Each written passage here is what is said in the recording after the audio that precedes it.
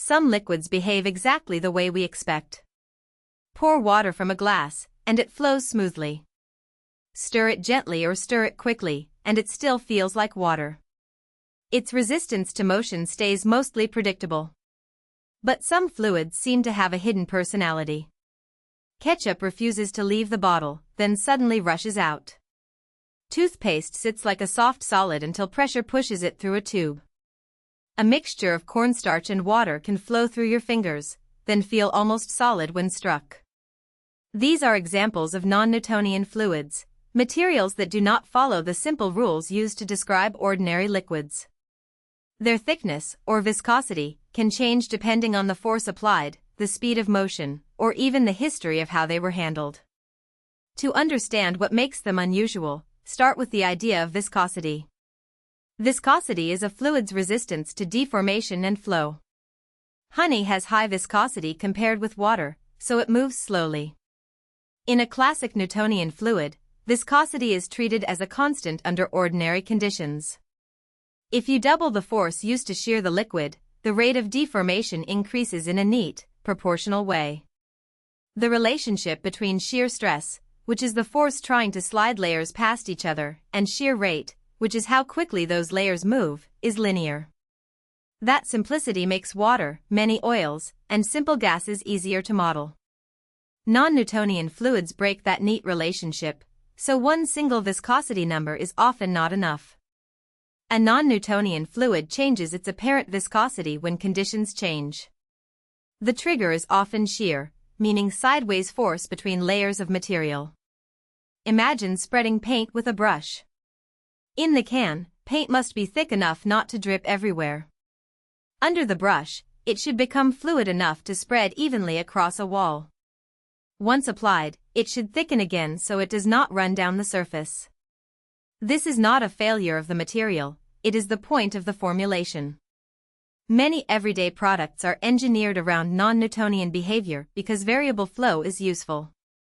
Shampoo, custard, melted butter, starch suspensions, and many polymer melts all show behavior that cannot be captured by the simple model used for Newtonian fluids.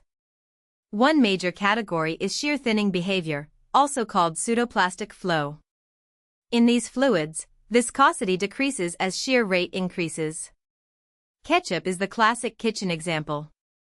Sitting still, it is relatively thick because its internal structure resists motion. Shake the bottle or tap it, and that structure partially breaks down or rearranges, making the ketchup flow more easily. Toothpaste behaves in a similar practical way.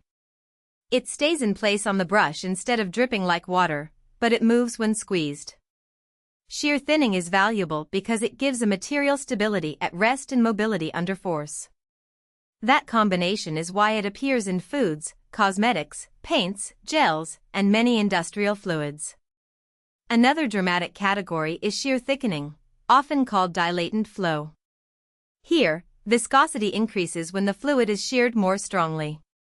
A cornstarch and water mixture is famous because it can look liquid when stirred slowly but resist sudden impact. Under quick force, particles crowd, jam, and push against each other, making the mixture feel temporarily solid. This is why videos show people running across pools of the mixture, as long as they move quickly. If they stop, they sink. The key point is not that the fluid permanently becomes a solid. Its behavior depends on the stress and rate of deformation at that moment. Slow motion allows flow, sudden force creates resistance. Some non-Newtonian materials also show plastic behavior. A plastic fluid may not begin to flow until a certain minimum stress is applied. Below that threshold, it can behave as if it is holding its shape. After the threshold is exceeded, it starts to move. This idea is useful for materials such as pastes, slurries, and some gels. The threshold is often called a yield stress. It explains why a substance can sit in a container without leveling like water, yet still be pumped, spread, squeezed, or molded when enough force is used. Many practical materials need this balance. They must remain stable during storage and transportation, but become workable during use. Not all non-Newtonian behavior depends only on the force being applied right now. Some fluids are time-dependent, meaning their viscosity changes based on how long they have been stressed or how recently they were disturbed. Thixotropic fluids become less viscous over time when sheared, then recover their thickness after resting. Certain paints, gels, and food products can show this behavior. Rheopectic fluids do the opposite, they become more viscous the longer they are sheared, although this behavior is less common. Time dependence makes these materials even harder to describe because their current state depends on their history. A sample stirred for 10 seconds may behave differently from the same sample stirred for 10 minutes. This is why the simple word viscosity can become inadequate. For Newtonian fluids, viscosity acts like a reliable material property under fixed temperature and pressure. For non-Newtonian fluids, the apparent viscosity may change with shear rate, stress, time, direction of flow, and previous deformation. Scientists therefore study them through rheology, the science of deformation and flow. Rheology does not just ask, how thick is this? It asks how stress and strain rate relate under different conditions.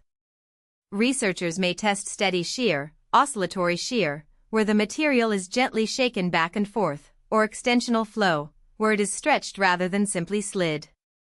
Each test reveals a different side of the material. Special instruments called rheometers are used to measure these properties. A rheometer might place a sample between plates, rotate one plate, and measure the force required. Other designs stretch, squeeze, or oscillate the sample. These tests help build mathematical descriptions of how the material behaves. In advanced fluid mechanics, those descriptions often use tensor-valued constitutive equations. That phrase sounds intimidating, but the purpose is straightforward. The equations connect forces, deformation rates, and material response in three-dimensional flow. For simple water in a pipe, a basic viscosity model may work. For blood and branching vessels, molten polymer in manufacturing, or thick suspensions in machinery, a richer model is needed. Blood is one of the most important real-world non-Newtonian fluids. It is not just a simple liquid, it contains cells, plasma, proteins, and structures that interact during flow. Its apparent viscosity changes depending on vessel size, flow rate, and biological conditions. This matters because blood must move through large arteries, tiny capillaries, and everything in between. Understanding its non-Newtonian properties helps in biomedical engineering, circulation research, and the design of medical devices. The same broader principle applies in industry. Molten polymers must be controlled during extrusion and molding. Salt solutions, suspensions, shampoos, and food products all require careful handling because their flow can change under processing conditions. Mathematicians and engineers create models to predict these flows, but non-Newtonian fluids are often difficult to solve analytically. Some time-independent cases have known solutions, especially when assumptions simplify the flow. Time-dependent models can be much harder because the material's response evolves as the motion continues. Named models such as Oldroyd B, Walters Liquid B, and Williamson fluids are examples of mathematical frameworks used to represent particular kinds of non-Newtonian behavior. More complex models, including those with non-linear stress tensors, may not produce neat closed-form answers. In some cases, researchers prove that a solution exists even when they cannot write a simple formula for it. That still matters because it gives confidence that the model is mathematically meaningful.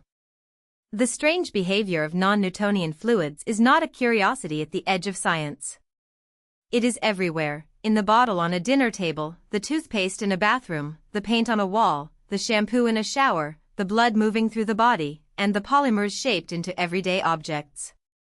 These fluids reveal that liquid is not one simple category. Some liquids thin when pushed. Some thicken when struck. Some remember how long they have been stirred. The lesson is that flow depends not only on what a material is, but also on what is happening to it. Non-Newtonian fluids seem weird because they expose a deeper truth.